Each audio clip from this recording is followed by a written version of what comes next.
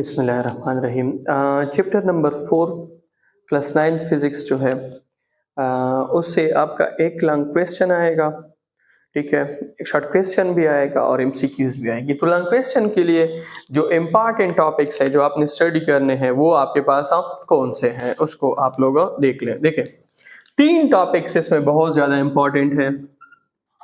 एक आपके पास है रिजोल्यूशन ऑफ वेक्टर या फोर्सेस,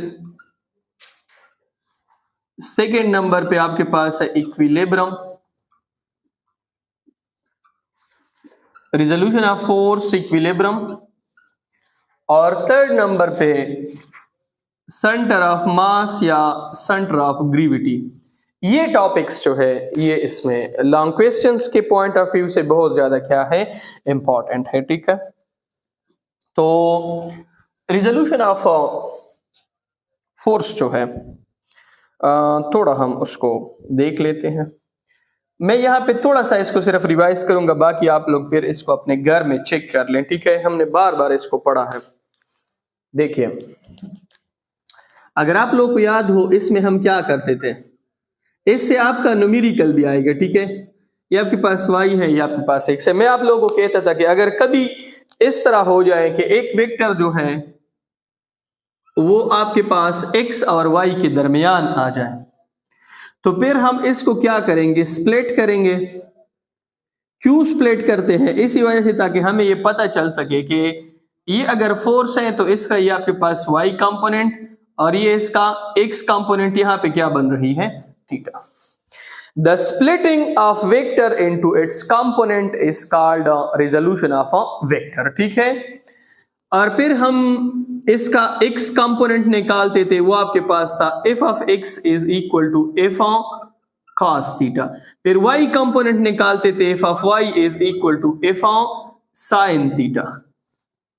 ये हमारे पास 2 कंपोनेंट्स है। इस पे आपकी जो है न्यूमेरिकल आएगी और यही लॉन्ग क्वेश्चन जो है वो आपके पास आ सकता है, ठीक है। और अगर वो थीटा की बात कर ले तो आप थीटा सिंपली यहां से फाइंड कर सकते हैं। Theta is equal to tangent inverse f of y divided by f of x।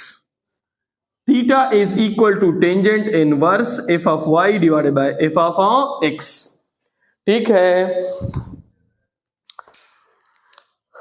तो ये क्वेश्चन जो है अब आपने इसको किस तरीके से डिस्कस करना है। सबसे पहले आप इस क्वेश्चन की डिफिनीशन लिखोगे, लॉन्ग क्वेश्चन में हेडिंग दोगे डिफिनीशन, ठीक है। डिफिनीशन के बाद इसका आपने ड्रा करना है डायग्राम। डायग्राम के बाद आपने डायग्राम को एक्सप्लेन करना है कि इसमें आपके पास एक सिंगल वेक्टर था, उसको हमने कंपोनेंट्स में क्या किया है, स्प्लिट किया है। फिर इसके बाद आप कंपोनेंट निकालोगे x कंपोनेंट, फिर इसके बाद आप निकालोगे y कंपोनेंट, फिर इसके बाद आप निकालोगे मैग्नीट्यूड, ठीक है। क्या निकालोगे, मैग्नीट्यूड। और फिर मैग्नीट्यूड के बाद आप क्या निकालोगे, डायरेक्शन। ये आपके पास x कंपोनेंट है, ये y कंपोनेंट है, ये आपके पास डायरेक्शन है। मैग्नीट्यूड का फार्मूला आपके पास है f is equal to f of x square plus f of y square. ये फार्मूला आपके पास किसकी है, मैग्नीट्यूड के लिए है, ठीक है। आपने देखे, आपने क्वेश्चन को इस तरीके से स्प्लिट करना है, इस तरीके से आपने हेडिंग्स देने हैं कि जो भी वहां पे एग्जामिनर बैठा हो वो आपके पेपर में उसको कोई चीज सर्च ना करनी पड़ी, खुद ब खुद उनको नजर आ जाए, तो वो आपको इस तरीके से क्या करेगा, मार्किंग देगा, ठीक है। अब इसके बाद इक्विलिब्रियम का टॉपिक है। अब इक्विलिब्रियम की आपने सबसे पहले डिफिनीशन करनी है, ठीक है। डिफिनीशन आप किस तरीके से करोगे, देखिए बहुत ही सिंपल डिफिनीशन है। The algebraic sum of all forces, the algebraic sum of all forces and all torques acting on a body is equal to 0 then the body is in state of equilibrium. आपने definition में क्या लिखना है? या if the sum of all forces acting on a body is zero and all torques acting on a body is zero, then the body is in state of equilibrium. तो आपके पास body किस में है? इक्विलिब्रियम में है. या if many forces are acting on a body and there is no change in its translatory or rotatory motion, then the body is said to be in state of equilibrium. Equilibrium जो है आपने उसको define किया, फिर आप ये वाली conditions लिख लोगे, ठीक है. फिर अगर उसने कहा कि ब्रीफली इसके टाइप्स ही बताओ, तो टाइप्स में आपके पास दो है. एक आपके पास स्टैटिक है, एक आपके पास क्या है? डायनामिक है. तो स्टैटिक में फिर दो है. एक आपके पास है ट्रांसलेशनल, एक आपके पास है rotational. Static translational, static rotational. Dynamic में फिर आपके पास है ट्रांसलेशनल,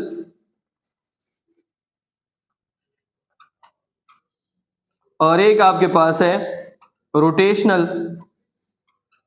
ठीक है, तो इनके ऊपर आपने क्या रखना है? फोकस रखना है. ठीक है, you have to focus on this. फिर आपके पास है centre of mass and centre of gravity. Centre of mass. अब सेंटर ऑफ मास क्या है? देखिए, ये भी मैंने आप लोगों को डिटेल में समझाया था. आपके पास ये एक बॉडी है, ये उसका सेंटर है. इससे इस साइड पे, इस साइड पे, इस साइड पे, तमाम साइड पे मास जो है वो इक्वली डिस्ट्रीब्यूट है. तो ये जो पॉइंट है आपके पास क्या है? Centre of mass. The point from which the mass are equally distributed towards all the sides is called center of mass. अब सेंटर ऑफ मास जो है इसको आपने फाइंड करना है किसके जरिए? प्लम लाइन के जरिए. किसके जरिए? Plum line. सेंटर ऑफ मास जो है उसमें अगर आप रेगुलर बॉडीज की बात करेंगे तो रेगुलर का फाइंड करना बहुत इजी है. ठीक है, या आप इसको इस तरीके से भी डिफाइन करोगे, the point on which when force is applied, the point on which when force is applied then the body only perform translational motion. तो फिर ये आपके पास सेंटर ऑफ मास है. सेंटर ऑफ ग्रेविटी भी मैंने डिटेल में आप लोगों को समझाया था. Centre of gravity.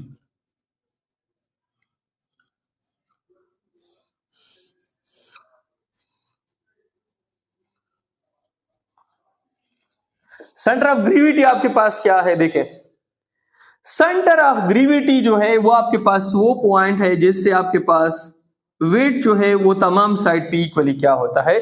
डिस्ट्रीब्यूट होता है. सेंटर ऑफ ग्रेविटी और सेंटर ऑफ मास में थोड़ा फर्क है. अगर ग्रेविटेशनल फोर्स आपके पास नॉन यूनिफॉर्म है तो फिर इस केस में सेंटर ऑफ मास और सेंटर ऑफ ग्रेविटी सेम नहीं रहेगी. अगर यूनिफॉर्म है तो फिर आपके पास सेम रहेगी. अब अगर एक बॉडी जो है उसके एक साइड पे आपके पास मास ज्यादा है, एक साइड पे आपके पास मास कम है, तो जिस साइड पे मास ज्यादा है तो उसका सेंटर ऑफ मास जो है वहां पे आएगा. ठीक है, उसका सेंटर ऑफ मास आपके पास वहां पे आएगा. ठीक है, इसको आपने डिटेल से जो है वो लिख लेना है. आप इसको, इन क्वेश्चंस को आप याद रखें. लॉन्ग क्वेश्चन इंशाल्लाह इनसे होगा.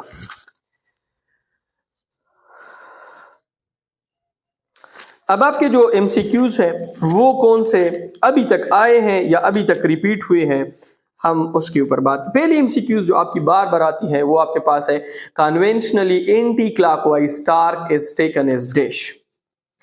अगर आपके पास टार्क जो है वो एंटी क्लॉकवाइज है तो एंटी क्लॉकवाइज आपके पास क्या होगा? पॉजिटिव होगा. अगर वो क्लॉकवाइज की बात करेंगे तो वो आपके पास क्या होगा? नेगेटिव होगा. Clockwise torque negative, anti clockwise torque positive. A body in equilibrium must not be accelerating. Body अगर आपके पास इक्विलिब्रियम में है तो उसमें एक्सेलरेशन किसके बराबर होगी? जीरो के. एक्सेलरेशन जीरो के बराबर होगी तो इसका मतलब यह है कि नेट फोर्स किस चीज के बराबर होगी? जीरो के. ठीक है, इसके बाद है the torque in uniformly rotating fan blade of length 0। अगर यूनिफॉर्म की बात कर रहे हैं तो उसमें कोई टार्क आपके पास नहीं होगा। अच्छा, इसके बाद है the angle at which x and y component of force are equal. याद रखें एक्स कंपोनेंट और y component magnitude wise 45 angle पे क्या होते हैं, इक्वल होते हैं। अगर वो इस तरह लिख ले एफ ऑफ एक्स और एफ ऑफ वाई डायरेक्शन की बात करें तो याद रखिए ये कभी भी एक दूसरे के बराबर नहीं हो सकते हैं, मैग्नीट्यूड वाइज आपके पास बराबर हो सकते हैं। ये एमसीक्यूज भी बार बार रिपीट होती हैं। The shortest distance between two couple forces. अगर आपके पास ये एक लॉन्ग रॉड है, एक फोर्स यहां पे लग रही है F1, एक फोर्स यहां पे लग रही है F2। अब इन दोनों के दरमियान जो आपको फासला नजर आ रहा है, ये वाला फासला, ये आपके पास कपल आर्म है। क्या है? Couple arm. अच्छा, अब इसके बाद है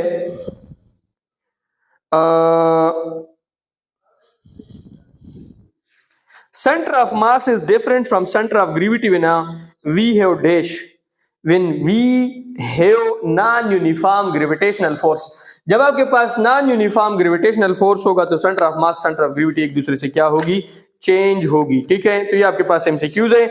अब हम आते हैं शॉर्ट क्वेश्चंस की तरफ। ठीक है,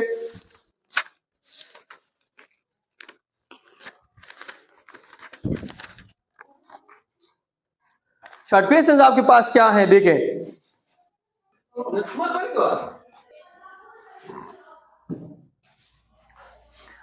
शॉर्ट क्वेश्चन में आपके पास अभी तक जो रिपीट हुए हैं, पहले शॉर्ट क्वेश्चन बार बार आता है, can the rectangular component of A vector be greater than the vector itself. हमें कह रहे हैं कि क्या ये पॉसिबल है कि ये एफ ऑफ वाई या एफ ऑफ एक्स जो है ये एफ से ग्रेटर आ जाए। आप कहेंगे नो। ठीक है, क्यों?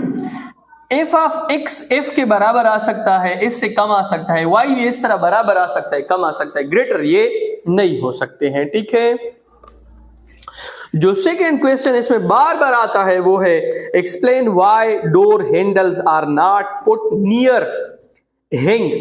हमें कह रहे हैं कि अगर ये आपके पास एक दरवाजा है, ये उसके हिंग्स है, क्या है, हिंग्स, और ये उसका हैंडल है, ये उसका हैंडल है। हमें कह रहे हैं कि ये जो हैंडल है इसको हम इस हिंग के करीब क्यों नहीं लेके आते। तो सिंपल सी बात है, इसी वजह से हम इसको करीब नहीं लेके आते हैं क्योंकि हमें पता है कि टार्क जो है वो डायरेक्टली प्रोपोर्शनल है किसके, आर आपके पास क्या है, मोमेंट आर्म है।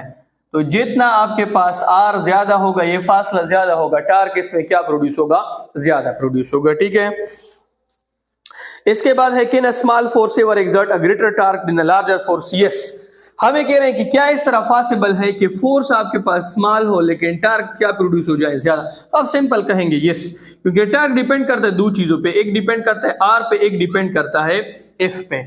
तो अगर आर एफ में, अगर एफ कम भी हो आर ज्यादा हो तो फोर्स आपके पास क्या प्रोड्यूस होगा, ज्यादा। इसके अलावा जो फोर्स आता है, क्वेश्चन आता है वो है why it is better to use a long spanner rather than a short one to loosen a rusty nut. हमें कह रहे हैं कि लंबा जो है लेंथी रेंज, बड़ा रेंज क्यों इस्तेमाल होता है, जो जंग आलूदा नट होता है उसको ओपन करने के लिए, छोटा क्यों इस्तेमाल नहीं होता है। आप सिंपल कहेंगे कि बड़े नट की मूवमेंट आर ज्यादा होती है, इसी वजह से इसमें टार्क क्या प्रोड्यूस होती है, ज्यादा। ठीक है, मैं आ रहा हूं। Why do tightrope walker carry a long narrow rod? इसके साथ लॉन्ग नेरो रॉड क्यों होता है टाइटरोप वॉल्कर के साथ। अब सिंपल कहेंगे कि वो अपने आप को बैलेंस रखने के लिए रखता है। ठीक है, इसके बाद why door handles are not put near the hinges, ये क्वेश्चन भी आता है। Can a small force ever exert a greater torque than a larger force? ठीक है, why it is better to use a long spinner rather than a short one to loosen a rusty nut। ये question जो है ये इसमें बार बार repeat हो रहे हैं। ठीक है, तो इन क्वेश्चंस के ऊपर आपने क्या रखना है, फोकस रखना है। ठीक है।